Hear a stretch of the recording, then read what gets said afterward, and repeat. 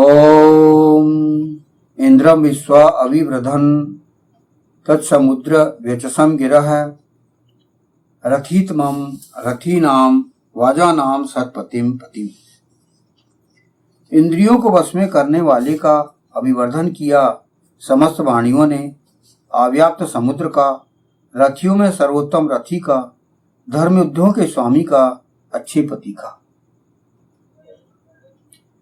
ये ऋग्वेद के प्रथम मंडल के 11वें सूक्त का यह प्रथम मंत्र है।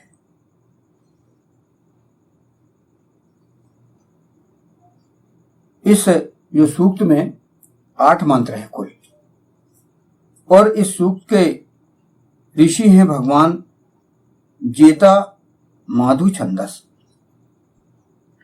इस संपूर्ण सूक्त का देवता अर्थात दिव्य विषय इंद्रियों को वश में करने वाला इंद्र है। इस सूक्त के समस्त 8 मंत्रों का छंद अनुष्टुप है तथा स्वर गांधार है। यानी इस 11वें सूक्त के 8 मंत्र के छंद और स्वर एक से ही। छंद अनुष्टुप है और स्वर गांधार है। तो इस सूक्त का परिचय यहां पर दिया गया। अब इस मंत्र की यहां पर व्याख्या की जाती है फुटनोट के रूप में। पहला इसका फुटनोट है, समझाया गया है जो इंद्रियों को वश में करने वाले का अभिवर्धन किया समस्त वाणियों ने। इंद्रम अभिवर्धन विश्वागिरः। ईशान की वाणी वेद विशेष रूप से इंद्रियों को वश में करने वाले का अभिवर्धन, उत्थान, प्रगति और सफलता प्रदान करने वाली है। संपूर्ण वेद में अनेकों वेद मंत्रों में इंद्रियों को वश में करने वाले के लिए अनेकों शिक्षाएं और मार्गदर्शन के साथ साथ उपयोगी टिप्स या सलाहें पाई जाती हैं। अतः वेद को भी अपने आप पर आचरण करने के लिए इंद्रियों को वश में करने वाले व्यक्ति चाहिए, तथा इंद्रियों को वश में करने वालों को भी प्रगति, उत्थान, विकास, सफलता के लिए वेद चाहिए। समस्त वाणियों विश्वाग्रह से अभिप्रेत वेद के वचन व विश्व में आज तक सफल हुए समस्त लोगों के कथन भी इंद्रियों को वश में करने वाले का अभिवर्धन करने वाले हैं।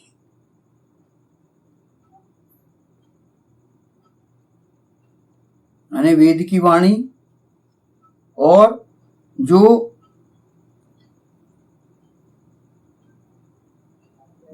इंद्रियों को वश में करने वालों का अभिवर्धन करने वाले जो हैं उनके भी वचन ये हमको प्रोग्रेस देते हैं और प्रगति देते हैं। अगला फुटनोट, अव्याप्त समुद्र का, समुद्र व्यचसम। ईशान की वाणी वेद, वेदभाष्य, वेद व्याख्यान, ऋषियों के वचन, सफल महापुरुषों के वचन के माध्यम से इंद्रियों को वश में करने वाले में अनेकों योग्यताएं उत्पन्न होती हैं। वह अव्याप्त समुद्र बन जाता है, समुद्र के समान गंभीर बनता है। वह बात बात पर विचलित होने वाला, अस्थिर मति का ना होकर दृढ़ चित्त व दृढ़ प्रतिज्ञ बनता है। अपनी इंद्रियों को वश में करते हुए वह अनेकों व्यवहारों को आत्मसात कर जाता है। उसके व्यवहार में गहराई और हृदय में विशालता होती है।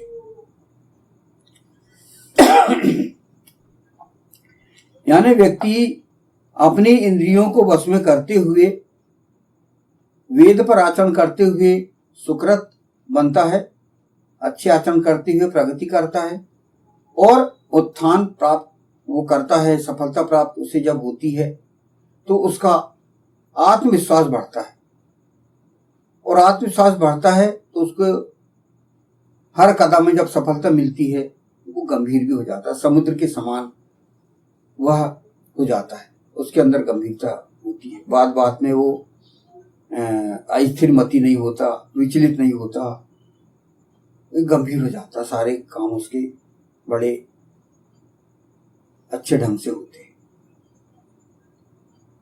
उसके व्यवहार में गहराई आ जाती है। ये यहाँ पर बताया गया, यदि वो सही ढंग से अपनी इंद्रियों को वश में करते हुए उत्थान करे तो। वेद अध्ययन, वेद के माध्यम से आचरण, ये उसके लिए यहाँ पर शर्त रखी गई है। अगला फुटनोट है, रथियों में सर्वोत्तम रथी का। रथी नाम वाजा नाम रतिम।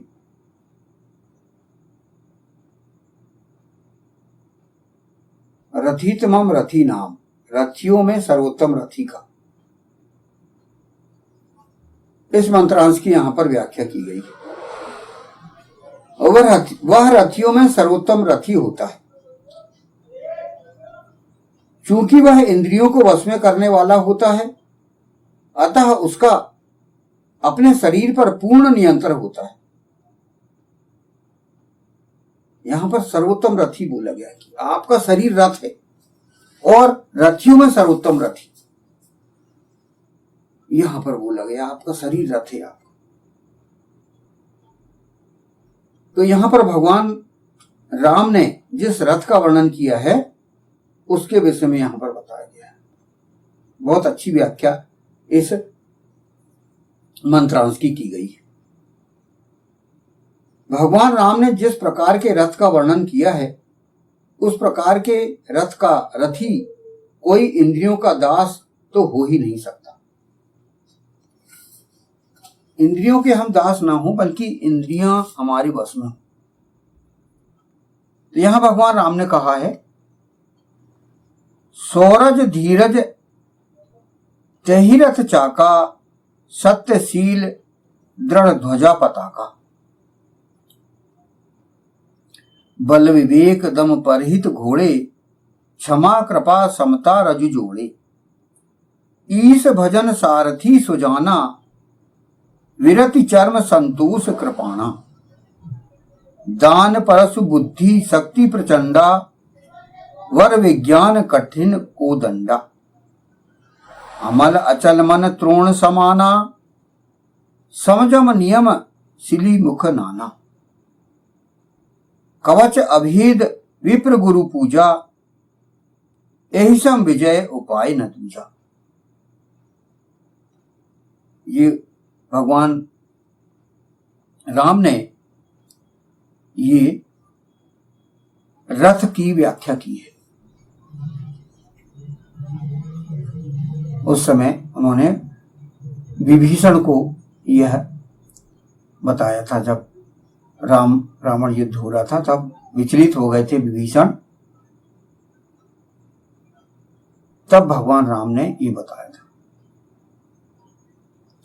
शौर्य और धैर्य उस रथ के पहिए हैं, सत्य आचरण उस रथ की ध्वजा दृढ़ पताका है, बल विवेक इंद्रिय निग्रह और दूसरों की भलाई उस रथ के घोड़े हैं, जिन्हें क्षमा अत्यंत प्रेम और समत्व की रस्सियों से जोड़ा गया है। ईश्वर की भक्ति उस रथ का उत्तम ज्ञानवान सारथी है। धर्म विरुद्ध विषयों से विपरीत उसके घोड़े पर कसा जाने वाला चमड़ा है और संतोष खड़ग है। दान उसका परशु है और बुद्धि उसकी प्रचंड शक्ति है। वर्ण किए जाने योग्य वेद और विज्ञान उसकी मजबूत लगामें हैं। मल रहित और निश्चल मन उसके त्रोण के समान है। समन यम और नियम उसके भांति भांति के अरे हैं। धर्म विद्वानों और आचार्यों का सत्कार उसके अभेद कवच हैं। इसके समान विजय का और कोई दूसरा उपाय नहीं है। ये रामचरितमानस के लंका कांड में यहां पर उदाहरण दिया गया है। इसका ये चौपाई पढ़ी गई और इसका हिंदी अनुवाद यहां पर बताया। ये रथ की बहुत अच्छी व्याख्या यहां पर की गई है। ऐसे सर्वोत्तम रथी होने के लिए व्यक्ति को अपने शरीर से बाहर जाने की कहीं कोई आवश्यकता नहीं है। सर्वोत्तम रथी बनना है हम, और उसके लिए सर्वोत्तम रथी बनने के लिए यह विशेषता हमें बार बार हम पढ़ें तो हमें ये बहुत अच्छी टिप्स हमको मिल रही है।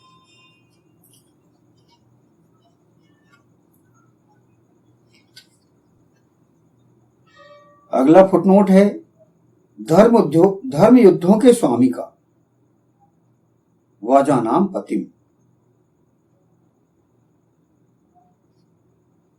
इसके बारे में यहां पर कहा गया है, मानवता की रक्षा के लिए जब भी धर्मयुद्ध की स्थिति निर्मित हो, हमेशा इंद्रियों को वश में करने वाले ऐसे धर्म युद्धों का स्वामी होता है। वह हमेशा धर्म की ओर से लड़ने के लिए आगे रहता है। यानी जब भी हमें धर्मयुद्ध के स्वामी को, यहां पर इंद्रियों को वश में करने वाले को धर्मयुद्ध का स्वामी कहा गया है। जो इंद्रियों को वश में करता है वह धर्मयुद्ध का स्वामी है, और वह व्यक्ति हमेशा धर्म की ओर से लड़ने के लिए आगे रहता है। यहां पर वही बताया गया है। अगला फुटनोट इसमें कहा गया है अच्छे पति का सत्पतिम। इसकी यहां पर व्याख्या की गई है, इंद्रियों को वश में करने वाला अच्छा पति होता है जो अपनी पत्नी को खुश रखता है तथा उसका जीवन बनाने और संवारने का कार्य भली भांति करता है। अपनी पत्नी को वह हर तरह से संतुष्ट रखता है। अच्छे पति की यहां पर व्याख्या की गई है। यहां पर उसके बारे में बताया गया है कि वह अपनी पति को खुश रखता है और उसका जीवन बनाना संवारना ये कार्य उसका भली भांति से करता है कार्य, और हर तरह से उसे संतुष्ट रखता है, खुश रखता है। वही अच्छा पति कहलाता है। तो ये पहले मंत्र में यहां पर हमने यहां पर व्याख्या लिए, पढ़े, बहुत अच्छे हमने इसका व्याख्यान पूर्व में भी किया जा चुका है। इसका मंत्र इतना ही लिया गया है। यहां पर इंद्रियों को वश में करने वाले का अभिवर्धन किया, समस्त वाणियों ने, अव्याप्त समुद्र का, रथियों में सर्वोत्तम रथी का, धर्म युद्धों के स्वामी का, अच्छे पति का। ओम इंद्रम विश्वा अभिवृधन समुद्र व्यचसम गिरह रथितमम रथीनाम वाजानाम सत्पतिम पतिम।